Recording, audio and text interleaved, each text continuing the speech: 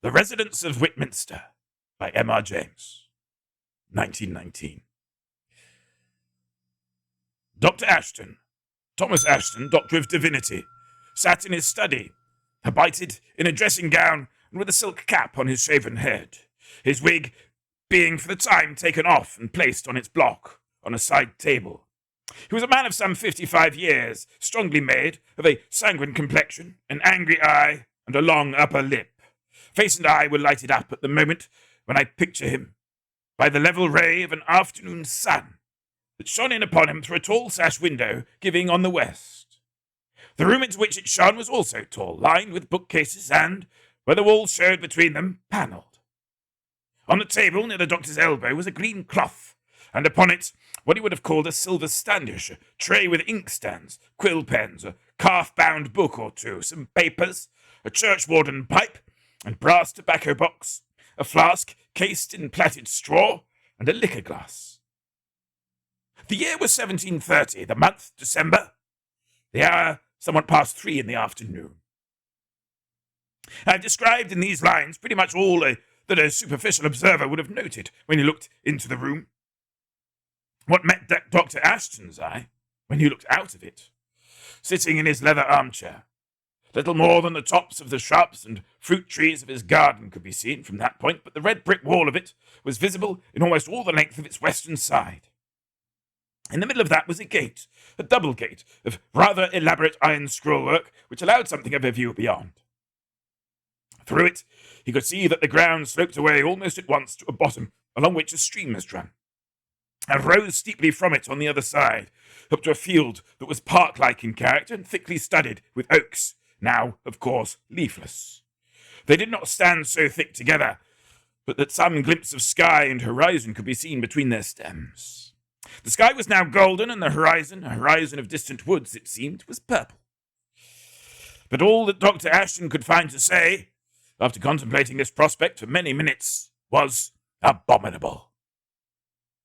A listener would have been aware, immediately upon this, of the sound of footsteps coming somewhat hurriedly in the direction of the study. By the resonance he could have told that they were traversing a much larger room.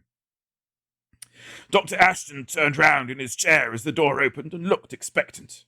The incomer was a lady, a stout lady in the dress of the time. Though I have made some attempt at indicating the doctor's costume, I will not enterprise that of his wife, for it was Mrs. Ashton who now entered. She had an anxious, even a sorely distracted look, and it was in a very disturbed voice that she almost whispered to Dr. Ashton, putting her head close to his. "He's in a very sad way, love. Worse, I'm afraid." "Is he really?" And he leaned back and looked in her face. She nodded. Two solemn bells, high up and not far away, rang out the half-hour at this moment. Mrs. Ashton started. "Oh, do you think you can give order that the minster clock be stopped chiming tonight? It is just over his chamber and will keep him from sleeping, and to sleep is the only chance for him, that's certain. Why, to be sure, if there were need, real need, it could be done, but not upon any light occasion. This Frank, now, do you assure me that his recovery stands upon it?" said Dr. Ashton. His voice was loud and rather hard. "I do verily believe it," said his wife. "Then if it must be, bid Molly run across to Simpkins, and say on my authority that he is to stop the clock chimes at sunset. And, yes, she is after that to say to my Lord Saul that I wish to see him presently in this room." Mrs. Ashton hurried off. Before any other visitor enters, it would be well to explain the situation. Dr. Ashton was the holder, among other preferments, of a prebend, the rich collegiate church of Whitminster, one of the foundations which, though not a cathedral, survived dissolution and reformation, and retained its constitution and endowments for 100 years after the time of which I write. The great church, the residences of the dean and the two prebendaries, the choir and its appurtenances, were all intact and in working order. A dean, who flourished soon after 1500, had been a great builder, and had erected a spacious quadrangle of red brick adjoining the church for the residence of the officials. Some of these persons were no longer required. Their offices had dwindled down to mere titles borne by clergy or lawyers in the town and neighbourhood. And so the houses that had been meant to accommodate 8 or 10 people were now shared among 3, the dean and the 2 prebendaries. Dr. Ashton's included what had been the common parlour and the dining hall of the whole body. It occupied a whole side of the court, and at one end had a private door into the minster. The other end, as we have seen, looked out over the country. So much for the house. As for the inmates, Dr. Ashton was a wealthy man and childless, and he had adopted, or rather undertaken to bring up, the orphan son of his wife's sister. Frank Siddle was the lad's name. He had been a good many months in the house. Then one day came a letter from an Irish peer, the Earl of Kildonan, who had known Dr. Ashton at college, putting it to the doctor whether he would consider taking into his family the Viscount Saul, the Earl's heir, and acting in some sort as his tutor. Lord Kildonan was shortly to take up a post in the Lisbon embassy, and the boy was unfit to make the voyage. Not that he is sickly, the Earl wrote, though you'll find him whimsical, or of late I've thought of him so. And to confirm this, 'twas only today his old nurse came expressly to tell me he was possessed. But let that pass. I'll warrant you can find a spell to make all straight. Your arm was stout enough in old days, and I give you plenary authority to use it as you see fit. The truth is, he has here no boys of his age or quality to consort with, and is given to moping about in our raths and graveyards, and he brings home romances that fright my servants out of their wits. So there are you and your lady forewarned. It was perhaps with half an eye open to the possibility of an Irish bishopric, at which another sentence in the Earl's letter seemed to hint that Dr. Ashton accepted the charge of my Lord Viscount Saul, and of the 200 guineas a year that were to come with him. So he came one night in September. When he got out of the chaise that brought him, he went first and spoke to the postboy, gave him some money, and patted the neck of his horse. Whether he made some movement that scared it or not, there was very nearly a nasty accident, for the beast started violently, and the postilion, being unready, was thrown and lost his fee. As he found afterwards, and the chaise lost some paint on the gateposts, and the wheel went over the man's foot, who was taking out the baggage. When Lord Saul came up the steps into the light of the lamp in the porch to be greeted by Dr. Ashton, he was seen to be a thin youth of, say, 16 years old, with straight black hair and the pale colouring that is common to such a figure. He took the accident and commotion calmly enough, and expressed a proper anxiety for the people who had been or might have been hurt. His voice was smooth and pleasant, and without any trace, curiously, of an Irish brogue. Frank Siddle was a younger boy, perhaps of 11 or 12, but Lord Saul did not for that reject his company. Frank was able to teach him various games he had not known in Ireland, and he was apt at learning them, apt too at his books, though he had little or no regular teaching at home. It was not long before he was making a shift to puzzle out the inscriptions on the tombs in the minster, and he would often put a question to the doctor about the old books in the library that required some thought to answer. It is to be supposed that he made himself very agreeable to the servants, for within 10 days of his coming they were almost falling over each other in their efforts to oblige him.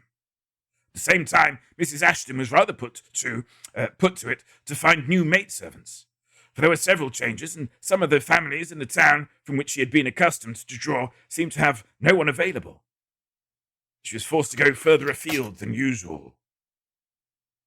These generalities I gather from the doctor's notes in his diary and from letters. They are generalities, and we should like, in view of what has to be told, something sharper and more detailed. We get it in entries which begin late in the year, and and I think were posted up altogether after the final incident. But they cover so few days in all that there is no need to doubt that the writer could remember the course of things accurately. On a Friday morning it was that a fox, or perhaps a cat, made away with Mrs. Ashton's most prized black cockle, a bird without a single white feather on its body. Her husband had told her often enough that it would make a suitable sacrifice to Aesculapius. That had discomfited her much, and now she would hardly be consoled. The boys looked everywhere for traces of it. Lord Saul brought in a few feathers which seemed to have been partially burnt on the garden rubbish heap. It was on the same day that Dr. Ashton, looking out of an upper window, saw the two boys playing in the corner of the garden at a game he did not understand. Frank was looking earnestly at something in the palm of his hand. Saul stood behind him and seemed to be listening. After some minutes he very gently laid his hand on Frank's head, and almost instantly thereupon Frank suddenly dropped whatever it was that he was holding, clapped his hand to his eyes, and sank down on the grass. Saul, whose face expressed great anger, hastily picked the object up, of which could only be seen that it was glittering, put it in his pocket and turned away, leaving Frank huddled up on the grass. Dr. Ashton rapped on the window to attract their attention, and Saul looked up as if in alarm, and then, springing to Frank, pulled him up by the arm and led him away. When they came in to dinner, Saul explained that they had been acting a part of the tragedy of Whitminster, in which the heroine reads the future fate of her father's kingdom by means of a glass ball held in her hand, and is overcome by the terrible events she has seen. During this explanation, Frank said nothing, only looked rather bewilderedly at Saul. He must, Mrs. Ashton thought, have contracted a chill from the wet on the grass, for that evening he was certainly feverish and disordered. And the disorder was of the mind as well as the body, for he seemed to have something he wished to say to Mrs. Ashton, only a press of household affairs prevented her from paying attention to him. And when she went, according to her habit, to see that the light in the boys' chamber had been taken away, and to bid them good night, he seemed to be sleeping, though his face was unnaturally flushed, to her thinking. Lord Saul, however, was pale and quiet, and smiling in his slumber. Next morning it happened that Dr. Ashton was occupied in church and other business, and unable to take the boys' lessons. He therefore set them tasks to be written and brought to him. 3 times, if not oftener, Frank knocked at the study door, and each time the doctor chanced to be engaged with some visitor and sent the boy off rather roughly, which he later regretted. 2 clergymen were at dinner this day, and both remarked, being fathers of families, that the lad seemed sickening for a fever, in which they were too near the truth, and it had been better if he had been put to bed forthwith. For a couple of hours later in the afternoon he came running into the house, crying out in a way that was really terrifying, and rushing to Mrs. Ashton clung about her, begging her to protect him, and saying, keep them off, without intermission. And it was now evident that some sickness had taken strong hold of him. He was therefore got to bed in another chamber from that in which he commonly lay, and the physician brought to him pronounced the disorder to be grave and affecting the lad's brain, and prognosticated a fatal end to it if strict quiet were not observed, and those sedative remedies used which he should prescribe. We are now come by another way to the point we had reached before. The minister clock has been stopped from striking, and Lord Saul is on the threshold of the study. What account can you give of this poor lad's state? Was Dr. Ashton's first question. Why, so little more than you know already, I fancy. I must blame myself, though, for giving him a fright yesterday when we were acting that foolish play you saw. I fear I made him take it more to heart than I meant. How so? Well, by telling him foolish tales I'd picked up in Ireland of what we call the second sight. Second sight? What kind of sight might that be? Why, you know, our ignorant people pretend that some are able to foresee what is to come, sometimes in a glass or in the air, maybe. And at Kildonnan we had an old woman who pretended to such a power, and I dare say I coloured the matter more highly than I should, but I never dreamed Frank would take it so near as he did. You are wrong, my lord, very wrong in meddling with such superstitious matters at all. You should have considered whose house you are in. Now little becoming such actions are to my character and person, or to your own. But pray, how came it that you, acting as you say a play, should fall upon anything that could so alarm Frank? That is what I can hardly tell, sir. He passed all in a moment, from rant about battles and lovers and Cleodara and Antigenes to something I could not follow at all, and then dropped down, as you saw. Yes. Was that at the moment when you laid your hand on the top of his head? Lord Saul gave a quick look at his questioner, quick and spiteful. For the first time seemed unready with an answer. About that time, it may have been, he said. I've tried to recollect myself, but I'm not sure. There were, at any rate, no significance in what I did then. Ah, said Dr. Ashton. Well, my lord, I should do wrong here, I not to tell you that this fright of my poor nephew may have very ill consequences to him. The doctor speaks very despondingly of his state. Lord Saul pressed his hands together and looked earnestly upon Dr. Ashton. I am willing to believe you had no bad intention, as assuredly you could have no reason to bear the poor boy malice, but I cannot wholly free you from blame in the affair. As he spoke, the hurrying steps were heard again, and Mrs. Ashton came quickly into the room, carrying a candle, for the evening had by this time closed in. She was greatly agitated. Oh, come, she cried, come directly, I'm sure he is going. Going? Frank? Is it possible? Already? With some such incoherent words, the doctor caught up a book of prayers from the table and ran out after his wife. Lord Saul stopped for a moment where he was. Molly, the maid, saw him bend over and put both hands to his face. If it were the last words she had to speak, she said afterwards, he was striving to keep back a fit of laughing. Then he went out softly following the others. Mrs. Ashton was sadly right in her forecast. I have no inclination to imagine the last scene in detail. What Dr. Ashton records is, or may be taken to be, important to the story. They asked Frank if he would like to see his companion, Lord Saul, once again. The boy was quite collected, it appears, in these moments. No, he said, I do not want to see him. But you should tell him I am afraid he will be very cold. What do you mean, my dear? Said Mrs. Ashton. Only that, said Frank. But say to him, besides, that I am free of them now, but he should take care. And I am sorry about your black cockerel, Aunt Ashton. But he said we must use it. So, if we were to see all that could be seen. Not many minutes after, he was gone. Both the Ashtons were grieved, she naturally most. But the doctor, though not an emotional man, felt the pathos of the early death. And besides, there was the growling suspicions that all had not been told him by Saul, and that there was something here which was out of his beaten track. When he left the chamber of death, it was to walk across the quadrangle of the residence to the sexton's house. The passing bell, the greatest of the Minster bells, must be rung. The grave must be dug in the Minster yard, and there was now no need to silence the chiming of the Minster clock. As he came slowly back in the dark, he thought he must see Lord Saul again. That matter of the black cockerel, trifling as it might seem, would have to be cleared up. It might be merely a fancy of the sick boy, but if not, was there not a witch trial he had read, in which some grim little rite of sacrifice had played a part? Yes, he must see Saul.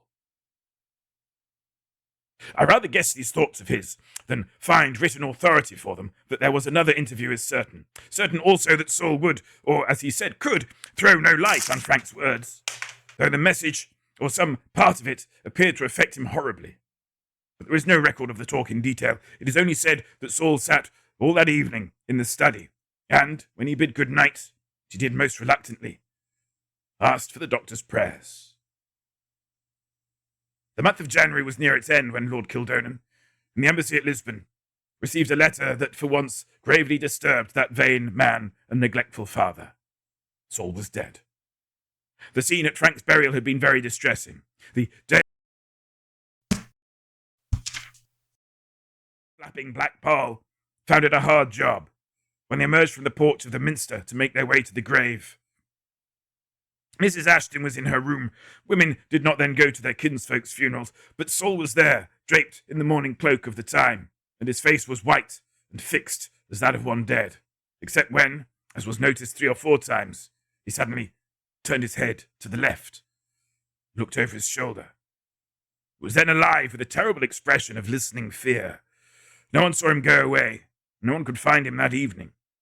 All night the gale buffeted the high windows of the church and howled over the upland and roared through the woodland. It was useless to search in the open. No voice of shouting or cry for help could possibly be heard. All that Dr. Ashton could do was to warn the people about the college and the town constables, and to sit up on the alert for any news. And this he did. News came early next morning, brought by the sexton, whose business it was to open the church for early prayers at 7, and who sent the maid rushing upstairs with wild eyes and flying hair to summon her master. The 2 men dashed across to the south door of the Minster, there to find Lord Saul clinging desperately to the great ring of the door, his head sunk between his shoulders, his stockings in rags, his shoes gone, his legs torn and bloody. This was what had to be told to Lord Kildonan. And this really ends the first part of the story. The tomb of Frank Siddall and of the Lord Viscount Saul, only child and heir to William Earl of Kildonan, is one. The stone altar tomb in Whitminster churchyard. Dr. Ashton lived on for over 30 years in his prebendal house. I do not know how quietly, but without visible disturbance. His successor preferred a house he already owned in the town and left that of the senior prebendary vacant. Between them, these 2 men saw the 18th century out and the 19th in. For Mr. Hinds, the successor of Ashton, became prebendary at 29 and died at 89. So that it was not until 1823 or 1824 that anyone succeeded to the post who intended to make the house his home. The man who did was Dr. Henry Aldous, whose name may be known to some of my readers as that of the author of a row of volumes labelled Aldous' Work, which occupy a place that must be honoured, since it is so rarely touched, upon the shelves of many insubstantial library. Dr. Aldous, his niece, and his servants took some months to transfer furniture and books from his Dorsetshire parsonage to the quadrangle of Whitminster, and to get everything into place.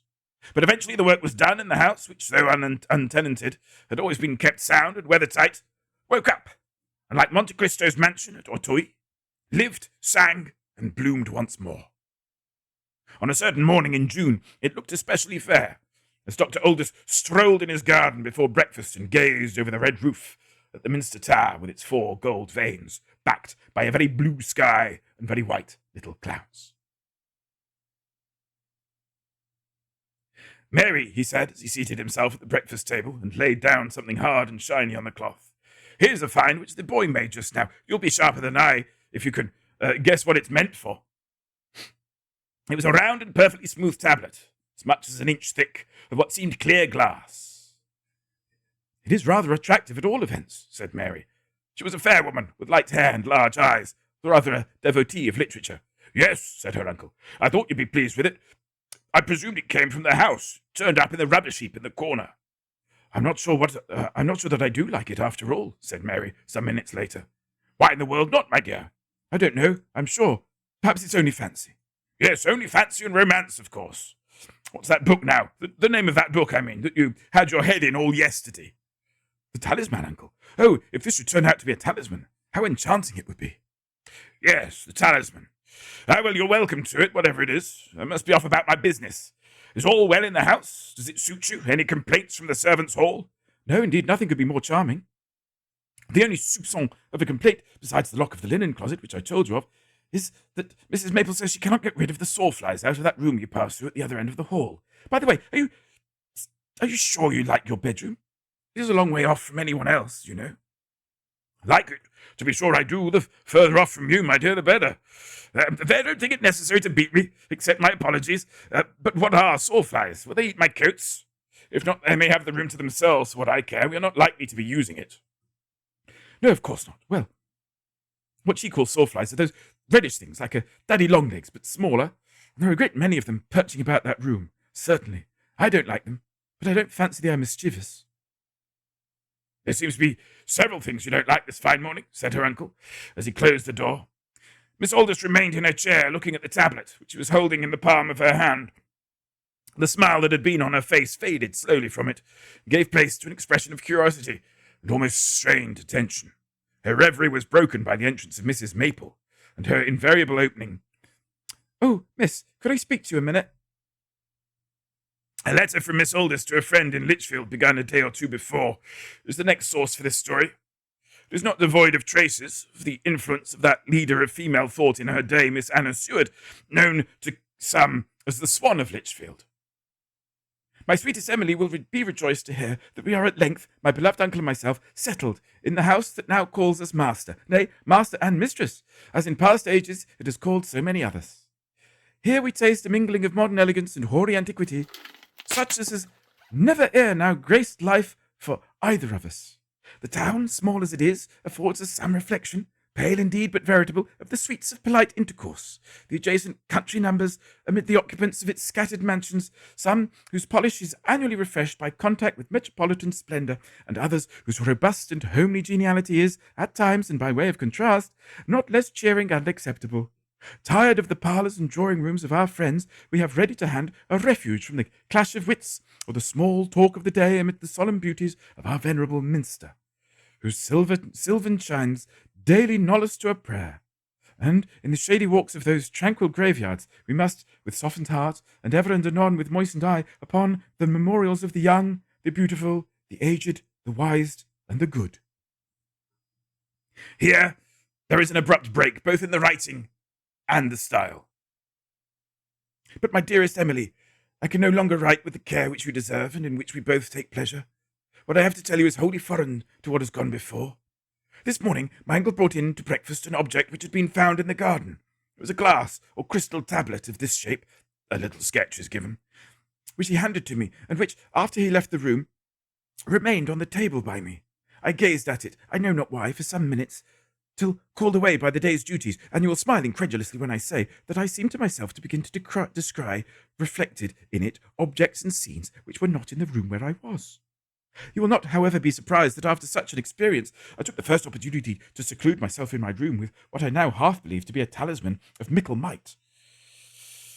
I was not disappointed, I assure you, Emily, by that memory which is dearest to both of us, that what I went through this afternoon transcends the limits of what I had before deemed credible. In brief, what I saw, seated in my bedroom in the broad daylight of summer, and looking into the crystal depth of that small round tablet, was this. First, a prospect strange to me, of an enclosure of rough and hillocky grass, such a grey stone ruin in the midst, and a wall of rough stones about it. In this stood an old and very ugly woman in a red cloak and ragged skirt, talking to a boy dressed in the fashion of maybe 100 years ago. She put something which glittered into his hand, and he something into hers, which I saw to be money, for a single coin fell from her trembling hand into the grass. The scene passed. I should have remarked, by the way, that on the rough walls of the enclosure I could distinguish bones and even a skull lying in a disorderly fashion. Next, I was looking upon two boys, one the figure of the former vision, the other younger. They were in a plot of garden walled round, and this garden, in spite of the difference in arrangement and the smaller size of the trees, I could clearly recognize as being that upon which I now look from my window. The boys were engaged in some curious play, it seemed. Something was smouldering on the ground. The elder placed his hand upon it, and then raised them in what I took to be an attitude of prayer, and I saw, and started at seeing, that on them were deep stains of blood. The sky above was overcast. The same boy now turned his face towards the wall of the garden, and beckoned with both his raised hands. And, as he did so, I was conscious that some moving objects were becoming visible over the top of the wall. Whether heads, or whether parts of some animal, or human forms, I could not tell. Upon the instant the elder boy turned sharply, seized the arm of the younger, who all this time had been poring over what lay on the ground, and both hurried off. I then saw blood upon the grass, a little pile of bricks, and what I thought were black feathers scattered about. That scene closed, and the next was so dark that perhaps the full meaning of it escaped me, but what I seemed to see was a form, at first crouching low among trees or bushes that were being threshed by a violent wind, then running very swiftly and constantly turning a pale face to look behind him, as if he feared a pursuer. And indeed pursuers were following hard after him. Their shapes were but dimly seen, their number 3 or 4 perhaps only guessed. I suppose they were on the whole more like dogs than anything else, but dogs such as we have seen they assuredly were not. Could I have closed my eyes to this horror? I would have done so at once, but I was helpless. The last I saw, the victim darting beneath an arch and clutching at some object to which he clung, and those that were pursuing him overtook him, and it seemed to hear the echo of a cry of despair. It may be that I became unconscious. Certainly I had the sensation of awaking to the light of day, after an interval of darkness. Such, in literal truth, Emily, was my vision, I can call it by no other name, of this afternoon. Tell me, have I not been the unwilling witness of some episode of a tragedy connected with this very house? The letter is continued next day. The tale of yesterday was not completed when I laid... The tale of yesterday was not completed when I laid down my pen. I said nothing of my experience to my uncle, you know yourself, how little his robust common sense would be prepared to allow of them, and how in his eyes the specific remedy would be a black draught or a glass of port. After a silent evening then, silent not sullen, I retired to rest. Judge of my terror, when, not yet in bed, I heard what I can only describe as a distant bellow and knew it for my uncle's voice, though never in my hearing so exerted before. His sleeping room is at the further extremity of this large house, and to gain access to it one must traverse an antique hall some 80 feet long and lofty panelled chamber, and 2 unoccupied bedrooms. In the second of these, a room almost devoid of furniture, I found him, in the dark, his candle lying smashed on the floor. As I ran in, bearing a light, he clasped me in arms that trembled for the first time since I have known him, thanked God, and hurried me out of the room. I would say nothing of what had alarmed him. Tomorrow, was all I could get from him.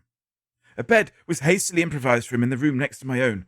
I doubt if his night was more restful than mine.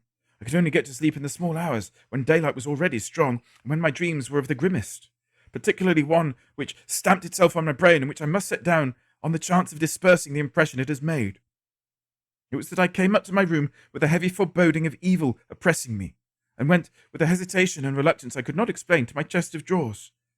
I opened the top drawer. in which was nothing but ribbons and handkerchiefs. And then the second, where was as little to alarm. And then, oh heavens, the third and last.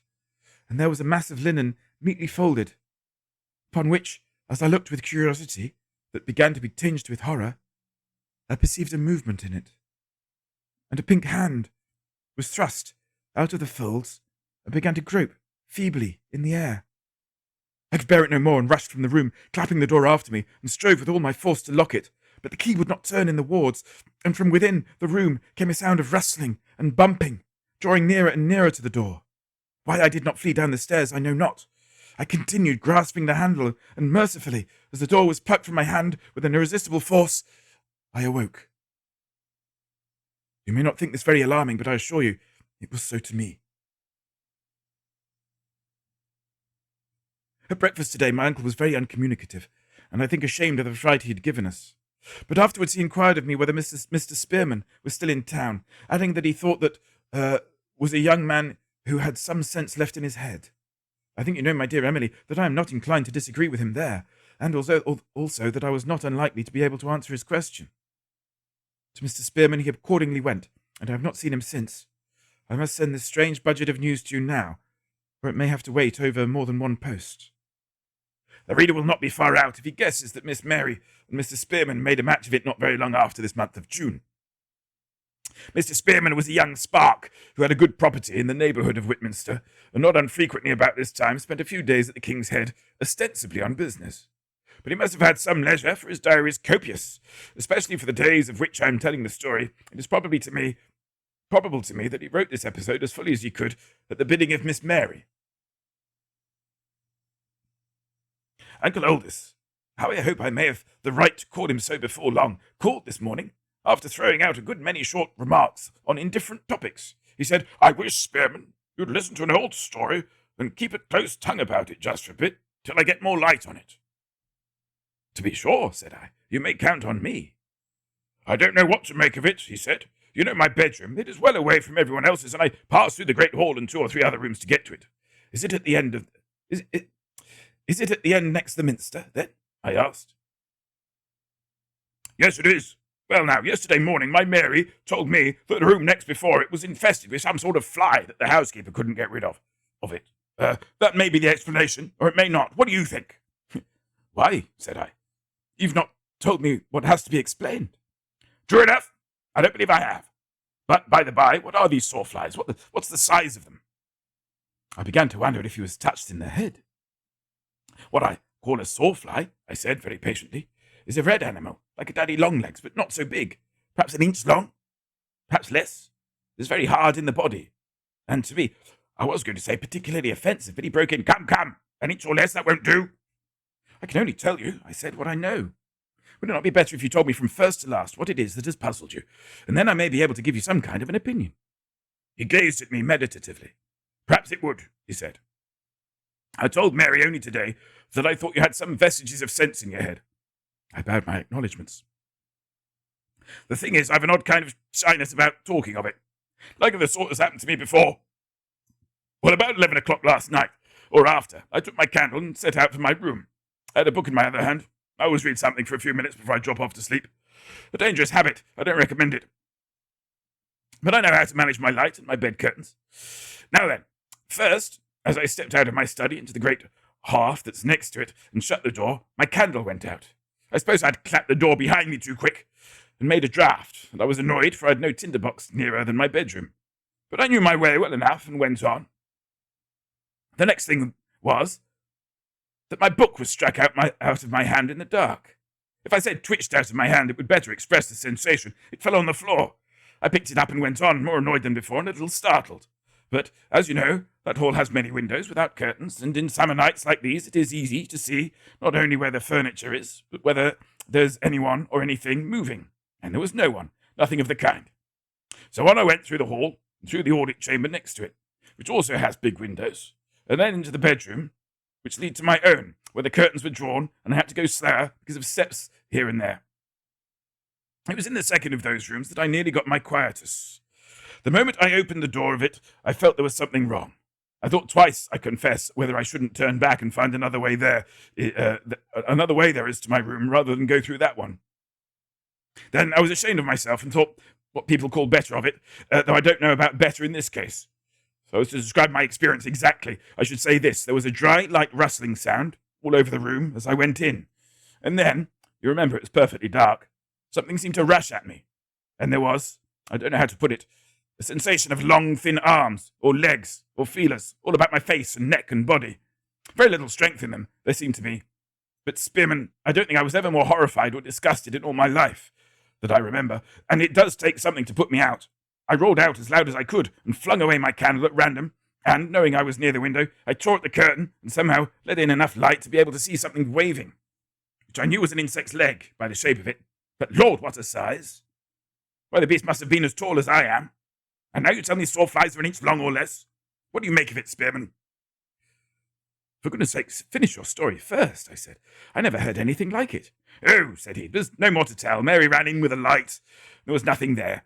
I didn't tell her what was the matter. I changed my room for last night, and I expect for good. Have you searched this odd room of yours? I said. What do you keep in it? We don't use it, he answered. There's an old press there and some little other furniture. And in the press, said I. I don't know. I never saw it opened, but I do know that it's locked. Well, I should have it looked into, and if you had time, I own to have some curiosity to see the place myself. I didn't exactly like to ask you, but that's rather what I hoped you'd say. Name your time and I'll take you there. No time like the present, I said at once, for I saw he would never settle down to anything while this affair was in suspense. He got up with great alacrity and looked at me, I'm tempted to think, with marked approval. Come along, was all he said, however, and was pretty silent all the way to his house. My Mary, as he calls her in public and I in private, was summoned, and we proceeded to the room.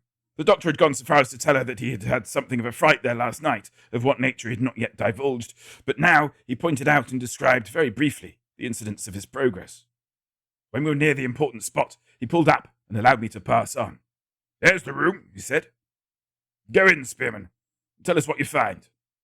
Whatever I might have felt at midnight, noonday, I was sure would keep back anything sinister, and I flung the door open with an air and stepped in. It was a well-lighted room with its large windows on the right, though not, I thought, a very airy one. The principal piece of furniture was the gaunt old press of dark wood. There was, too, a four-post bedstead, a mere skeleton which could hide nothing, and there was a chest of drawers. On the window-sill and the floor near it were the dead bodies of many hundred sawflies, and one torpid one, which I had some satisfaction in killing. I tried the door of the press, but could not open it. The drawers, too, were locked. Somewhere I was conscious there was a faint rustling sound, but I could not locate it. When I made my report to those outside, I said nothing of it, but I said clearly the next thing was to see what was in those locked receptacles. Uncle Aldous turned to Mary. Mrs. Maple, he said, and Mary ran off. No one, I'm sure, steps like her, and soon came back at a soberer pace with an elderly lady of discreet aspect. Have you the keys of these things, Mrs. Maple? Said Uncle Aldous. His simple words let loose a torrent, not violent, but copious of speech. Had she been a shade or two higher in the social scale, Mrs. Maple might have stood as the model for Miss Bates. Oh, Doctor and Miss, and you too, sir, she said, acknowledging my presence with a bend. Them keys, who was that again that come when first we took over things in this house? A gentleman in business it was, and I gave him his luncheon in the small parlour on account of us not having everything as we should like to see it in the large one, chicken and apple pie and a glass of Madeira. Dear, dear, you'll say I'm running on, Miss Mary, but I only mention it to bring back my recollection. And there it comes, Gardner, just the same as it did last week with the artichokes and the text of the sermon. Now that Mr. Gardner, every key I got from him was labelled to itself, and each and every one was a key of some door or another in this house, and sometimes two, and when I say door, my meaning is door of a room not like such a press as this is. Yes, Miss Mary, I know full well, and I'm just making it clear to your uncle and you too, sir, but now there was a box which this same gentleman he gave over into my charge, and thinking no harm after he was gone, I took the liberty, knowing it was your uncle's property, to rattle it, and unless I'm most surprisingly deceived, in that box there were keys. But what keys that, Doctor, is known elsewhere. For open the box, no, that I would not do. I wondered what Uncle Aldous remained as quiet as he did. By experience that it was useless to break in upon it. At any rate, he did not. but merely said at the end, "Have you that box handy, Mrs. Maple? If so, you might bring it here." Mrs. Maple pointed a finger at him, either in accusation or in gloomy triumph. "There," she said, "was I to choose out the very words out of your mouth, Doctor, them would be the ones, and if I've took it to my own rebuke 1/2 time, it's been nearer 50. Laid awake I have in my bed, sat down in my chair, I have the same you and Miss Mary gave me the day I was 20 years in your service, and no person could desire a better. Yes, Miss Mary, but it is the truth, and well, we know who it is would have it different if he could." "All very well," says I to myself, "but pray, when the doctor calls you to account for that box, what are you going to say?" "No, Doctor, if you was some masters I've heard of, and I was some servants I could name, I should have an easy task before me, but things being, humanly speaking, what they are, the one course open to me is just to say to you that without Miss Mary come to my room and helps me to my recollection, which her wits may manage, what's slipped beyond mine, no such a box as that, small though it be, will cross your eyes this many a day to come." "Why, dear Mrs. Marple—" "Why, dear Mrs. Marple, why didn't you tell me before that you wanted me to help you to find it?" said my Mary. "No, never mind telling me why it was. Let us come at once and look for it." They hastened off together. I could hear Mrs. Marple beginning an explanation which, I doubt, not lasted into the furthest recesses of the housekeeper's department. Uncle Aldous and I were left alone. "Valuable servant," he said, nodding towards the door. "Nothing goes wrong under her. The speeches are seldom over 3 minutes." "How will Miss Aldous manage to make her remember about the box?" I asked. "Mary? Oh, she'll make her sit down and ask her about her aunt's last illness, or who gave her the china dog on the mantelpiece, something quite off the point. Then, as Maple says, one thing brings up another, and the right one will come round sooner than you could suppose. There, I believe I hear them coming back already." It was indeed so, and Miss Maple was hurrying on ahead of Mary, with the box in her outstretched hand and a beaming face. "What was it?" she cried as she drew near. "What was it, as I said before? Ever I come out of Dorsetshire to this place, not that I'm a Dorset woman myself, nor had need to be. Safe find, and there it was in the place where I'd put it. What, 2 months back, I dare say?" She handed it to Uncle Aldous, and he and I examined it with some interest, so that I ceased to pay attention to Mrs. Ann Maple for the moment, though I know that she went on to expound exactly where the box had been, and in what way Mary had helped to refresh her memory on the subject. It was an oldish box, tied with pink tape and sealed, and on the lid was pasted a label inscribed in old ink, "The Senior Prebendary's House, Whitminster." On being opened, it was found to contain 2 keys of moderate size, and a paper on which, in the same hand as the label, was keys of the press and box of drawers standing in the disused chamber. Also this: "The effects in this press and box are held by me, and to be held by my successors in the residence, in trust for the noble family of Kildonnan, if claim be made by any survivor of it. I, having made all the enquiry possible to myself, am of the opinion that that noble house is wholly extinct, the last earl having been, as is notorious, cast away at sea, and his only child and heir deceased in my house. The papers as to which melancholy casualty were, by me, reposed in the same press in this year of our Lord 1753, 21st of March. I am further of the opinion that unless grave discomfort arise, which such persons, not being of the family of Kildonnan, as shall become possessed of these keys, will be well advised to leave matters as they are, which opinion I do not express without weighty and sufficient reason, and am happy to have my judgment confirmed by the other members of this college and church who are conversant with the events referred to in this paper: Thomas Ashton, STP, Prob, Senior; Will Blake, STP, Decanus; Henry Goodman, STP, Prebe, Junior." "Ah," said Uncle Aldous, "grave discomfort. So he thought there might be something. I suspect it was that young man," he went on, pointing with the key to the line about the only child and heir. "Eh, Mary? The Viscounty of Kildonnan was Saul." How do you know that, Uncle?" said Mary. "Oh, why not? It's all in Debrett, 2 little fat books. But I meant the tomb by the lime walk. He's there. What's the story, I wonder? Do you know it, Mrs. Maple? And by the way, look at your sawflies by the window there." Mrs. Maple, thus confronted with 2 subjects at once, was a little put to it to do justice to both. It was no doubt rash in Uncle Aldous to give her the opportunity. I could only guess that he had some slight hesitation about using the key he held in his hand. "Oh, them flies, how bad they was, Doctor and Miss, this 3 or 4 days, and you too, sir, you wouldn't guess, none of you, and how they come too. First we took the room in hand, the shutters was up, and had been, I dare say, years upon years, and not a fly to be seen. Then we got the shutter bars down, with a deal of trouble, and left it so for the day, and next day I sent Susan in with the broom to sweep about, and not 2 minutes hadn't passed, when out she comes in the hall like a blind thing, and we had regular to beat them off her.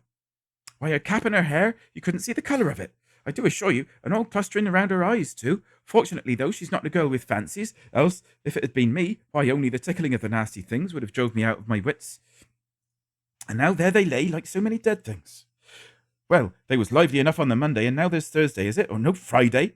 Only to come near the door, and you'd hear them pattering up against it, and once you opened it, dash at you, they would, as if they'd eat you. I couldn't help thinking to myself, if you was bats, where should we be this night? No, you can't crash 'em. Not like a usual kind of fly. Well, there's something to be thankful for, if you could but learn by it. And then this tomb too, she said, hastening on to her second point to elude any chance of interruption.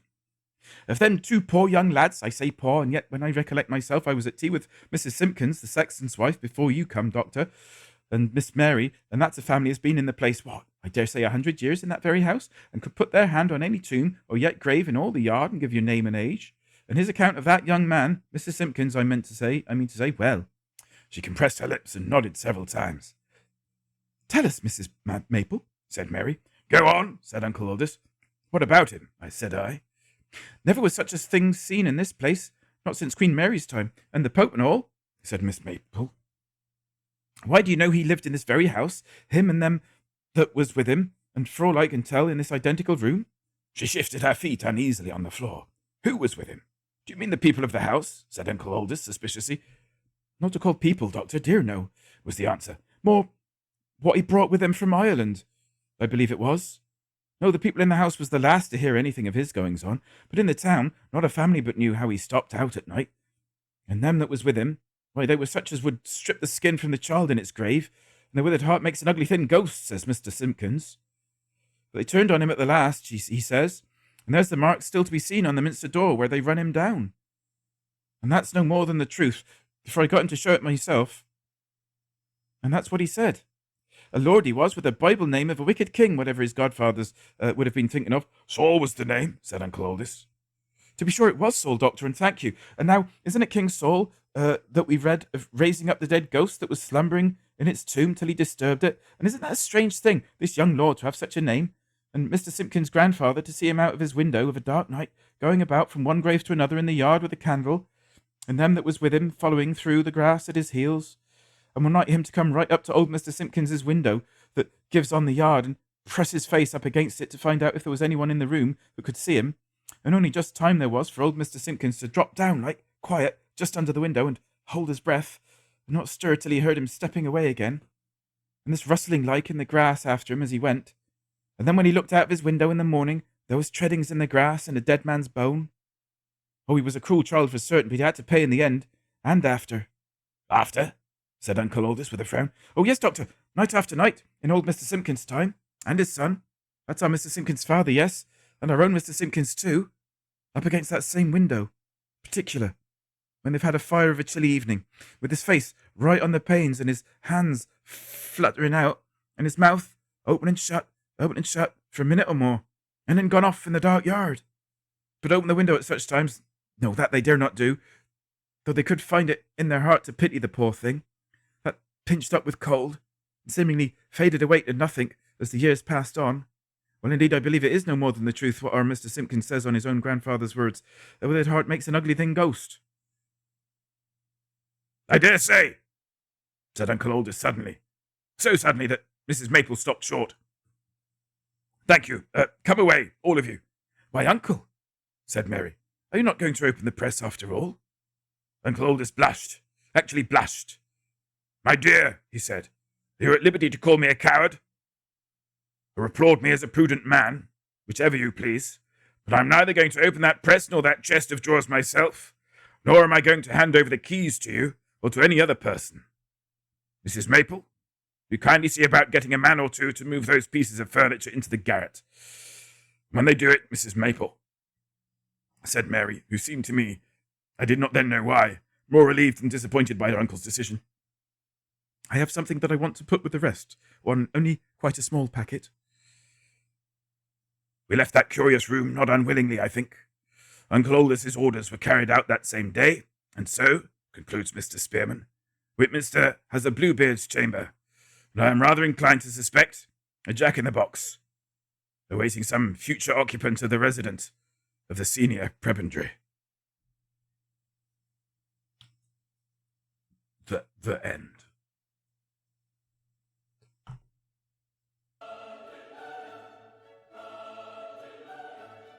Hello? I'm still here. Oh no, I will be still here, won't I? Hang on then. Oh, that's a shame. We're going to lose that. Or will we? No, we won't. That was a long one. I did say it would be a long one. Isn't it rather dull? No, it's exciting. There's a ghost in it.